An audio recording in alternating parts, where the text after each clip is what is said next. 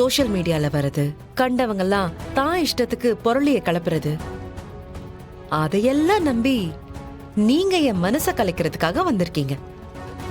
But I'm sorry, அது நடக்காது. எனக்கு தெரியும் உங்களால எனக்கு உதவி செய்ய முடியாதுன்னு. அதனால கெடுதல் பண்ணாம ஒதுங்கி இருங்க. அதையும் மீறி ஏதாவது பிளான் பண்ணீங்கன்னு வைங்க, நான் ஏற்கனவே சொல்லியிருக்கேன், நான் யாருன்னு காட்ட வேண்டியது வரும். என்ன துளசி, உனக்கு ஆறுதலா 2 வார்த்தை சொல்லலாம்னு பார்த்தா இப்படி பேசுற நீ? இப்பதானே புரியுது அவன் ஏன் இப்படி ஒரு தப்பு பண்ணான்னு. நீங்க 2 பேரும் புருஷன் பொண்டாட்டியா வாழ்றீங்களா இல்லையா? உங்க 2 பேருக்குள்ள என்னதான் நடக்குது?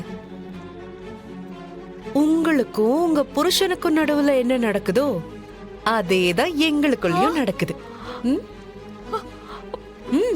கிளம்புங்க.